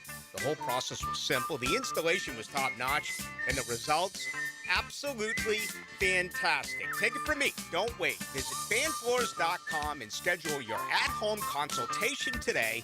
Fantastic Floors, where every step is fantastic. 1010XL is your home for Florida Gators football. Protected by the law firm of Farah and Farah, Randy Marion Cadillac of Jacksonville, and Renewal by Anderson Custom Windows and Doors. Follow every Gators game on 1010XL. Maxed out on credit cards, struggling with high interest debt? You could pay it all off in days with Loan Pronto's Rapid Equity Loan. Hey, it's Prosser here. Get cash out now without touching your low-rate first mortgage. No appraisals, no waiting, no BS. The Rapid Equity Loan Program at Loan Pronto is amazing. One Loan Pronto client just got $300,000 approved in under 24 hours. They paid off debt, renovated their kitchen, and cut their monthly expenses by $1,800. That's a huge turnaround. Instant approvals, low rates, no hard credit pull up front. That's Loan Pronto. Listen, your home equity is yours. Use it. Get cash to consolidate your debt down to one easy, low monthly payment. Call Loan Pronto now for a free instant appraisal for your home and see how much cash you can get today. Loan Pronto is an A+ rated by the Better Business Bureau and have nearly 2,500 five-star Google reviews. Call now and start the conversation. Go to loanpronto.com or call 999-1508. That's loanpronto.com. Ballou here for the Blue Crab House, located right off of San Jose. It's on Jewington Creek Road. They've been around since 1996. Indoor-outdoor dining. Also, takeout is available at the Blue Crab House. Open 4:30 to 9, Tuesday through Saturday. Sunday, noon until 9. Remember, Tuesday, $2 margaritas. Wednesday, $1 oyster night. How about the blue crabs? How about my personal favorite, the Canadian snow crabs? Whatever it is that you fancy, you get it right there. The Blue Crab House. 1010XL, presented by Farah and Farah, exclusive injury law firm of the Jacksonville Jaguars. Still, present, ready. Farah doesn't flinch. Now, another great guest on the Checkmate Coatings phone line. Hello. Your floor's missing piece. Back here on 1010XL and 92.5 FM in the city of Jacksonville. We are glad you are with us. Mississippi State, Florida, 4:15 Saturday, homecoming down in Gainesville. could it potentially be the final game that Billy Napier coaches at the University of Florida? We'll talk about that. Mike Norvell and Florida State, boy, do they need a win, and they have to go out west for a 10:30 East Coast kick against the Stanford Cardinal, and there's also a couple of gigantic SEC conference games this weekend. Let's talk about all of it with my buddy Brent Beard. You see him locally on First Coast News, and you get him weekly right here on Hacker After Dark. Mr. Beard, how are you, my friend? Well, I'm doing fine. It's amazing that we are basically at the halfway point of the season. Nothing, and I mean nothing, goes as fast as football season does at Hack. Now, the good thing is the playoffs will carry over into, obviously, January, but it's just unbelievable how fast it goes every year. Every year. It seems like it picks up every single year. And here's my question to you. I'll be as blunt as I can about this. You and I are going to get back together next week and preview next week's action. When we talk in 7 days, is Billy Napier still going to be the coach at the University of Florida? Well, I mean, what I have heard over the last couple of days is, win or lose, that they're going to make a decision, and he will not be back next year. Now, what we don't know is how soon will he be told, if he hasn't already been told. And the other thing here is, will he be allowed, along with the staff, to finish the season, or will he be gone? But in my input to that, Hack, is I don't think they've got anybody else on the staff who really has got any kind of long-term head coaching experience as Billy does. So at this point, and they've obviously, after Mississippi State, that they've got a week off before they play Georgia. So that would be a logical time to at least announce something and get it done, would it not? It would be a logical time. I've been told the same thing, that there's a chance, win or lose. Now, look, if they lose to Mississippi State at homecoming and fall to 2-5, I think he's gone on Sunday. Right. If they beat Mississippi State, I don't know. I think that would be interesting to fire him after a win. I guess it has happened a few times in the past in college football, but not very often. I think the problem that Scott Strickland has in particular, because now all the pressure's on him. This isn't even about Billy anymore. This is about Scott Strickland just not wanting to fire his guy.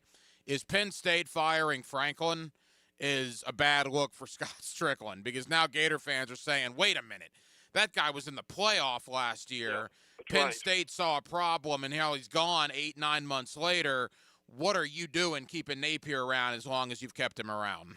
Yeah, and that pressure continues. Well, we're in a different day, aren't we? I mean, a lot of these firings would have happened toward the end of the season, in late November or December. Now we've got a new clock, and that new clock is basically starts, frankly, in October, unless you just got an unmitigated disaster that you've got to deal with in September. But that's kind of where we are now. And people are wondering what's going on. Well, I mean, you've obviously got recruiting that you've got to deal with, and you've got to, if you're an AD, what you've got to do now is you've got to make the change, make people aware of it, and start dealing with it. Now, you're not going to get a coach basically when the season is going on, but they at least will let people know so they can start making plans to move on. That is, which heck, we've never dealt with this before to this point, have we? No, it's crazy. I mean, you look at just this year alone, Oklahoma State, UCLA, Virginia Tech, Arkansas, Penn State are already open. I mean, those are good jobs. Right. And there's a lot of jobs that may come open still, including the University of Florida. Quickly, because I want to get to Mike Norvell. He's in about as much trouble as Billy is. Eli Drinkwitz, that appears to be the direction they might lean. Who knows if Drinkwitz is interested or not, but that's the name you hear that Strickland likes. What's your thought there? I think he would crawl to Gainesville, frankly. Look, Drinkwith is now that they obviously lost to Alabama over the weekend in a very close game that they actually had the ball, and if they would have scored, they could have won the game. Drinkwith is different. Some would say he's pretty odd, but he's done a good job at Missouri. He has elevated them to where they were. I mean, he would be a good hire. I mean, you also hear a lot about Lane Kiffin, obviously, but look, Hank, we both know, and everybody else does, this is a crucial hire for Florida. You've got to get an experienced head coach this time because you can't wait for someone to grow into the job. That's not going to work anymore. Crucial time for Florida, isn't it? It is. I've been told by enough people that that's probably not the direction Scott Strickland would go. Now, is that with Lane Kiffin? Is that the direction the boosters will go? And will it go above Strickland's head at that point? Who knows? But again, I've been told by numerous people that Scott Strickland would not hire Lane Kiffin. We'll see what ultimately does happen. And it's sad we have to talk about this. We're not even talking about the game. I mean, the game, who cares? I mean, it's unfortunately, it's just the second nature of it. Everybody's talking about Billy's future. Boy, you got to love this ACC Classic, Florida State and Stanford out in Palo Alto at 10:30 on Saturday night. I'm not sure, Brent Beard, if that's past your bedtime or not. I know you're kind of a night owl, so maybe you'll stay awake and watch the Seminoles and the Cardinal. Mike Norvell better win. Now, I know it's a hefty buyout, but, I mean, they're 3-3. He's 5-13 in his last 18 games as a Seminole coach, and they just had a true freshman quarterback making his second career start come in with the Pitt Panthers and put 34 on them and Doak Campbell. So Norvell's in about as much trouble as Billy is he not? Yeah, he really is. Now, he's had more success, and that success was not last year. It was 2 years ago. So a lot of that is fading. I mean, let's be honest, they really should have and could have made the playoffs 2 years ago. They did not. They obviously lost their quarterback before the postseason. That had a lot to do with it. But another stat I can give you is Florida State has not defeated an ACC opponent since September 21 of last year. And they were lucky to win that game against Cal, too. They were. There's absolutely no question about that. Really disappointing to lose to Pitt. And Pitt, as you mentioned, starting a freshman quarterback, Mason Hentshell, who averaged 11 yards per passing attempt. FSU's had a very difficult time, and they're basically in a free fall at this point. Now, what you always look at right now is what is the contract situation with Norvell. He's got a 6-year deal, runs through 2031, more than $10 million annually, and about north of $50 million, one of the 10 largest in college football. But, heck, what we're seeing, and this is just not Florida State and Florida, is that's a lot of money. But what these schools are realizing is it's costing them more money as far as in fan apathy than it would be to take the risk of keeping the guy, hoping he'll go another year. Now, again, could Florida State rally and could they play better? That's a possibility, but things are not going well right now, and they frankly are just in a free fall that shows no ending right now. What a terrible contract. Now, I get it that when he was being courted by Alabama reportedly and he had just gone undefeated at the time, but good heavens. Since that moment, they're 5-13, and they can't get out of that contract because they can't afford the buyout. Yeah, well, they are 3 losses in a row. Has Florida State at 20-23 with Norvell in conference play. And look, heck, you and I both know this is not the strongest conference in the nation either, is it? And when you're struggling in this kind of conference, that is a big problem at this point. So again, it's been a while, hasn't it, where the two biggest teams in the state of Florida are undergoing this much struggle. Final moments with Brent Beard. You see him locally on First Coast News. You also get him right here on Hacker After Dark. At least I sent this out earlier. The only silver lining for Florida State fans is that Florida sucks this year. And the only silver lining for Gator fans is that the Seminoles suck this year. Yeah. So we're all suffering together here in Northeast Florida. Well, and heck, let me throw this in here too.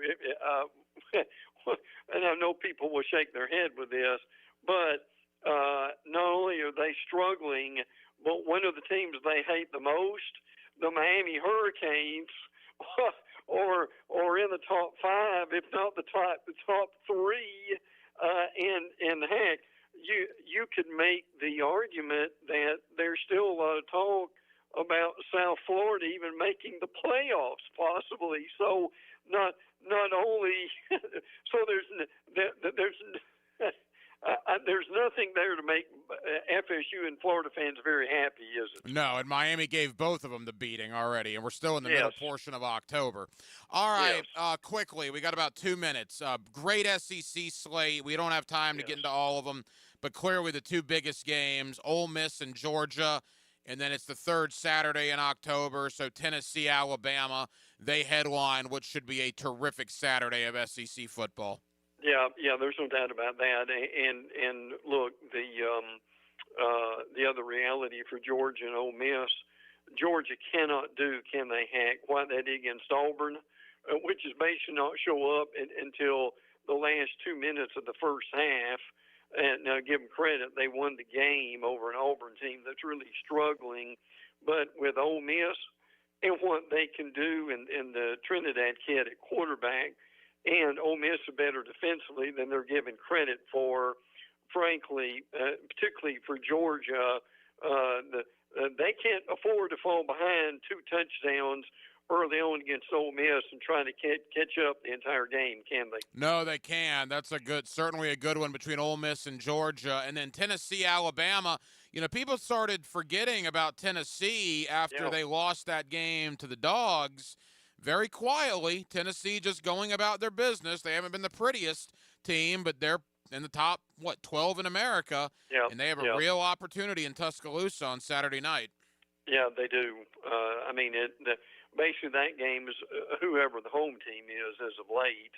And Tennessee has played very well, won a couple against Alabama, but that will be one of the bigger games of the country. That's the evening game coming up this Saturday. So that game will propel one of those teams. I'm not going to say that'd be the favorite to win the conference, but whoever wins that game will be doing very well going in basically to November play.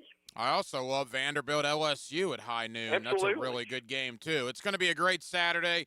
Unfortunately, we're not talking anything about Florida, Mississippi State on the field. It's all about what may or may not happen after the game, but that's the reality that the Gator Nation finds themselves in. Our reality is that we love having Brent Beard on Hacker After Dark. You also see him locally on First Coast News. Brent, enjoy all the action on Saturday. Stay up late, maybe get a nap to watch Florida State and Stanford, and we'll talk soon, pal. Look forward to it, bud. Take care. Pack your passport. Duval Pride takes a ride for a transatlantic showdown as West Coast meets First Coast for some American football at iconic Wembley Stadium. It's tea time for touchdowns with crumpets and football for breakfast. Jacksonville Jaguars, Los Angeles Rams. Cheerio. Sunday morning at 9:30 on 1010XL. London Calling. Hey, Hickett here. This episode is brought to you by Prize Picks. You and I make decisions every day, but on Prize Picks, being right can get you paid. Don't miss any of the excitement this football season on Prize Picks. Man, it's good to be right. Prize Picks is the best way to win cash on any of our football teams this football season. Think about it, man. PrizePicks is the only app that offers stacks, meaning you can pick the same player up to 3 times in the same lineup. Want to pick more on Josh Allen's pass yards, rush yards, and touchdowns? Now you can pick all of them in the same lineup only on PrizePicks. You know how to play it. Just pick more or less on at least 2 player stats. If you get your picks right, you cash in. Download the PrizePick app today. Use code 1010XL to get $50 in lineups after you play your first $5 lineup. That is code 1010XL, and you get $50 in lineups after you play your first $5 lineup. It's PrizePicks, man. Have a lot of fun this football season. PrizePicks, it's good to be right. Baloo here for Smoonez Vision. Why Smoonez Vision? Well, I've been with Dr. Neil Smoonez now since I got back to Jacksonville in 2006. 37 years of experience he has. Smoonez Vision is a family organization that focuses on personal high-quality medical and surgical eye care. Dr. Catherine Smoonez is fellowship trained in cornea and cataract surgery and all refractive surgery. Combined, that's 30 years plus in laser eye surgery. Visit SmoonezVision.com today. Here you can see. Your ambition just met its match with Robinhood. Trade stocks and ETFs, options, futures, and crypto all on one platform. Get started today at Robinhood.com/yourmoney. Your money, your move. All investments involve risk, including loss of principal. Options, futures, and crypto trading carry significant risk and may not suit all investors. Securities offered through Robinhood Financial LLC, member SIPC. Futures trading is offered by Robinhood Derivatives LLC, not FDIC or SIPC protected. Crypto offered through Robinhood Crypto LLC, NMLS ID 1702840, not FDIC or SIPC protected. Portfolio management offered by Robinhood Strategies, an SEC registered advisor. Bueller. Stay cooler with Bueller. Hey, pal, you look troubled. Is something bugging you? This friendship isn't all upside for me, Jason. People keep asking me stuff about you. They ask you about me? Is it really cooler with Bueller, they ask? So I say, totally. And they say, how do you mean that? And I say, he fixes air conditioners, which literally makes somebody cool. But he also has cool sunglasses and cool people and a cool family. And I try to make working at Bueller Air and Plumbing a really cool experience for our technicians and plumbers. We treat our people like gold, and they treat our homeowners the exact same way. Great. Well, now there's another cool thing I've got to remember. This is a lot of responsibility, Jason. Life can get hectic sometimes. If you don't take a moment to slow down and appreciate all the cool parts, you could miss it. Do people ask you about me at all? Weirdly, they do. Stay cooler with Bueller. Visit BuellerAir.com. I'm here with Danny Van Sickle, director of the Electrical Training Alliance. Danny, tell me about your program. Hey, Rick, we're a 4-year electrical apprenticeship. Our students start out making over $40,000 a year and right now make over $90,000 a year, including benefits. There is no tuition or student debt. You just have to apply and get accepted. Did you say no tuition and no student debt? You heard that right, Rick. Once you're accepted to the program, your only cost for the books and the course fees, about $800 a year. That sounds like an amazing opportunity. How can I learn more? Just go to etajax.org and you can apply there. Apply by November 6th. Brackish Vodka, the spirit of the sportsman and proud partner of the Jaguars, is now available at the Fresh Market Spirits and Wine. The Fresh Market Spirits and Wine is a new adult beverage store offering spirits, wine, beer, and accessories at A1A North in Ponte Vedra, a first-of-its-kind destination for thoughtfully curated spirits, wine, and beer as only the Fresh Market can. And now, you can get Brackish Vodka at the Fresh Market. Brackish Vodka, for whatever your sport is. Proud partner of the Jaguars. 1010XL, presented by Farah and Farah, exclusive injury law firm of the Jacksonville Jaguars. When it's game time, Farah doesn't flinch. Now the cool down with Donovan Air, Electric and Plumbing, keeping Jax cool since '87.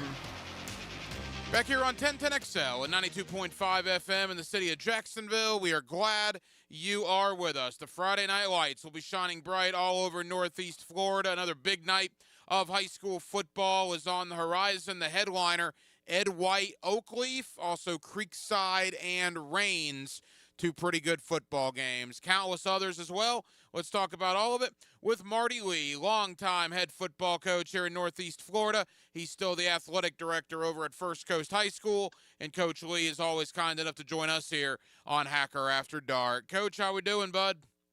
We're doing good, man. It's past the halfway point in the football season, and everybody's trying to, finish up the season on a positive note. That's for sure. Yeah, it's all about playoff positioning too. And obviously the playoffs, Coach, have changed a lot over the years. We had the metro suburban thing. Now we're back to the more traditional, although now district champions aren't necessarily guaranteed a home game. I mean, it's an imperfect science, but the way it stands right now, how do you like the playoff format in Northeast Florida? Well, I like the fact that the district champ does get to go automatically to the playoffs. I'm one of the old school guys that, we're not put in the districts. The FHSA puts us in a district, and you should be rewarded. I wish that the district champ would have the opportunity to at least host one home game. It's not your fault that they put you in a district with 2 or 3 teams, and hopefully they'll look at that coming this fall. They are looking at trying to revamp the playoff system for the upcoming next 2-year cycle. We are not going to go back to the urban-suburban.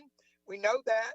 And so hopefully they're going to take into consideration the populations of the schools, the playoff berths the last couple of years, and the numbers of participants you have. So right now, I like the fact that at least the district champ gets to get in there. I wish they had a better way of ranking the guys when it comes to regions instead of ranking you throughout the state. And you mentioned school size, and that's obviously how districts are determined. I don't know how to avoid it. We saw a couple of situations play out last week. Nothing against the school. They're doing what the FHSA tells them to do. But I hate 3-team districts, Coach. I hate them passionately. I'm absolutely correct, because what happened is, the Creekside's got on a roll, but technically you could have had a team that won 2 ball games. That's only 2 games you got to win. You could be 2-8 and make the playoffs. But again, you've got to find a better way instead of just using the enrollment. And here comes your private school situation. You can control the number of kids that's at your private school, where at a public school, you might not be able to do that. So I think there's got to be more factors than just population to determine what the classification should be. Now, when you go with 6, 7, 8 classifications, you water it down, and that's why you have the situation. You're going to normally see it in the higher classification, 7A or 8A, because you don't have that many schools. Example, in North Florida, there's only 3 in North Florida. And so then after they win their district, they got to go down to Orlando, and there's nothing in the Panhandle. So that's something that the FHSA definitely needs to look at. Coach Marty Lee with us here on Hacker After Dark. All right, Coach, let's look at the Friday night slate coming up this Friday evening. Bragging rights on the line, Tallahassee versus Jacksonville, as Tallahassee Lincoln. They've already been over here once. It did not work out well for them against Nice earlier this year. Now they come over to play Trinity Christian, a Trinity Christian team that is beginning to play a little better, a Trinity Christian team that won a district championship last week. That should be a good one between Lincoln and Trinity Christian. It's always a good one. And in those situations right there, Hacker, you throw out the records. I mean, because you got to look at the number, the schools that these individuals are playing. And they don't go and play these schools that are 1-9, 2-8. They try to play the best possible opponents they can. And that's why you have Lincoln, which is a big 5, 6A school that's coming down and playing a 1A, 2A school in Trinity. So it ought to be a really good ball game. Berlin always gets his boys ready to play this time of year.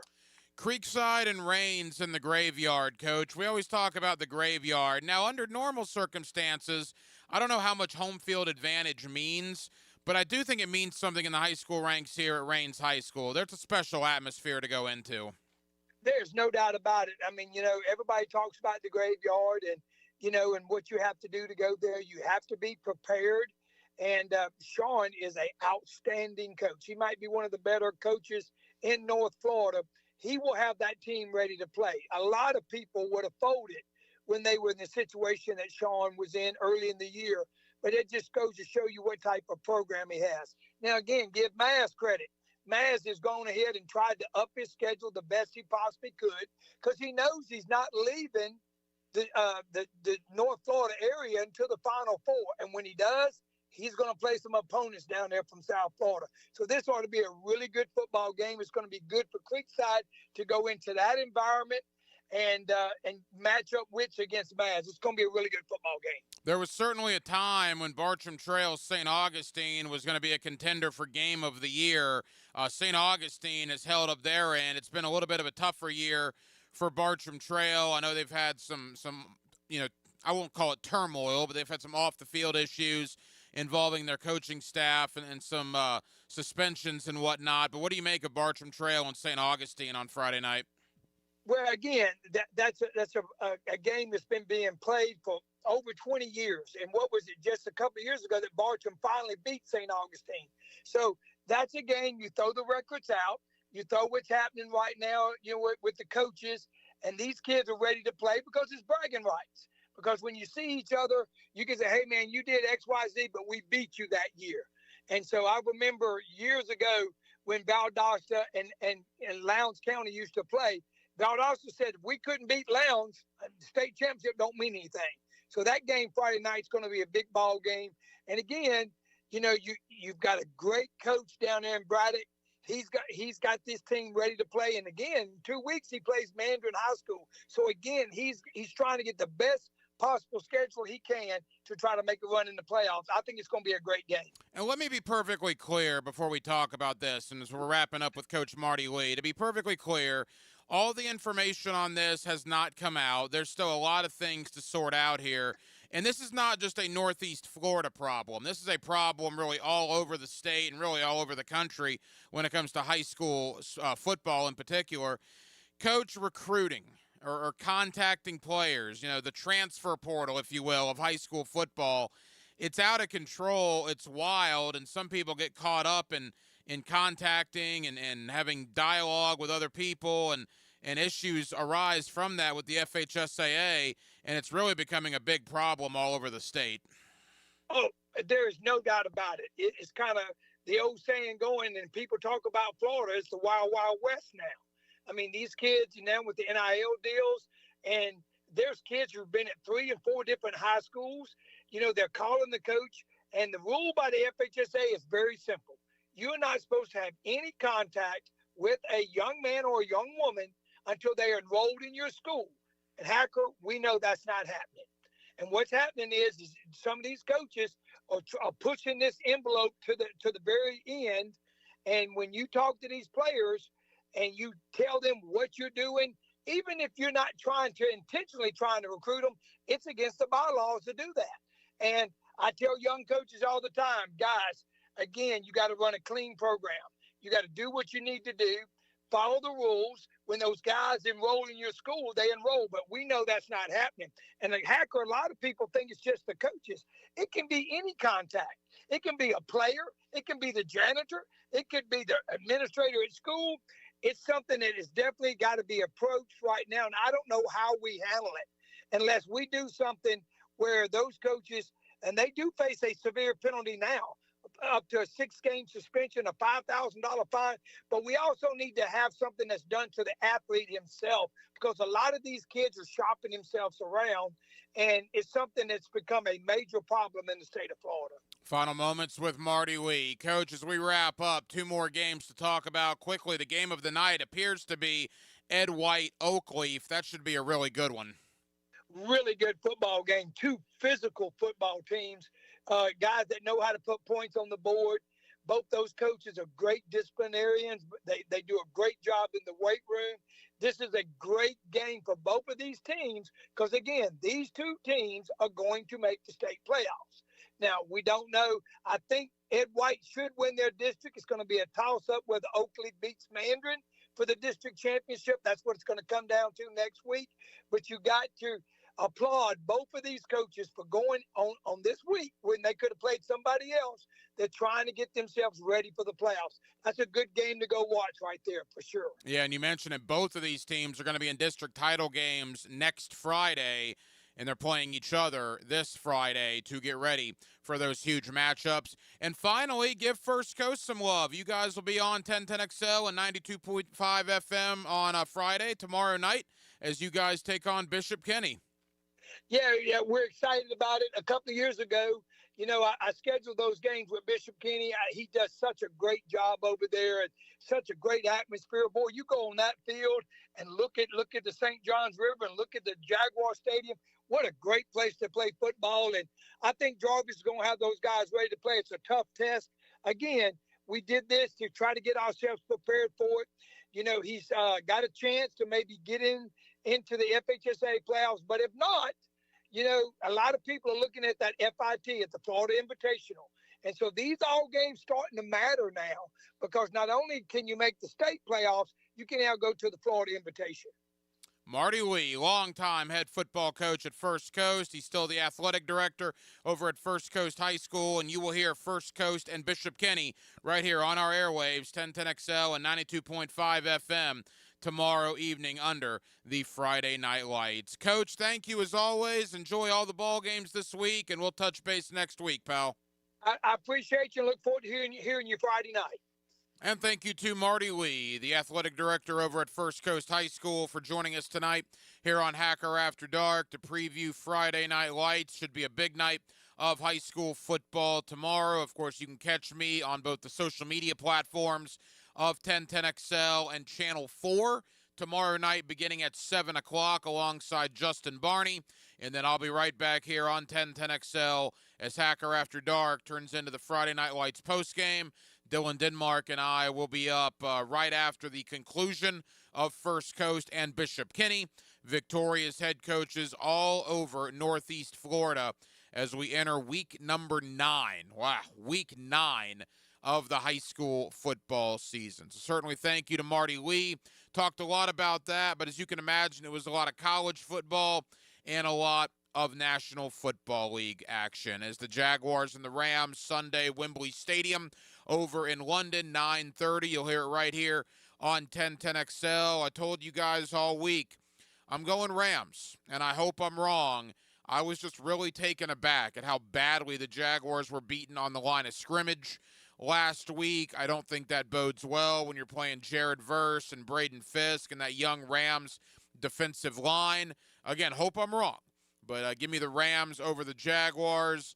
I will take Florida State to beat Stanford very, very late Saturday night into early Sunday morning, because not so much that Florida State's good, but Stanford's awful. So give me Florida State. And then Florida, Mississippi State, I have no idea. I've almost been thinking Mississippi State all week. There's so much turmoil surrounding the Gator program.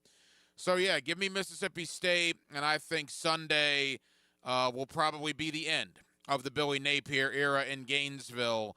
I think there'll probably be some news about Billy and his future coming out on Sunday in what should be a very eventful day here locally in the world of sports. So that will just about do it, man. Crazy busy Thursday night edition. We certainly appreciate you guys hanging out with us here on Hacker After Dark. Again, a ton of people to thank. Marty Lee, the athletic director at First Coast High School. Thank you to my buddy Brent Beard. You see him locally on First Coast News. You also get him weekly right here on Hacker After Dark, previewing all the action from a big slate of Saturday college football. Brock Vieira, Rams on SI, one of our guys when it comes to the LA Rams, as we got their side of this game coming up on Sunday. And back in hour number 1, Cecil Shorts, former wide receiver for the Jacksonville Jaguars. Love having Cecil on, and you get him every week here on Hacker After Dark. Again, tomorrow night,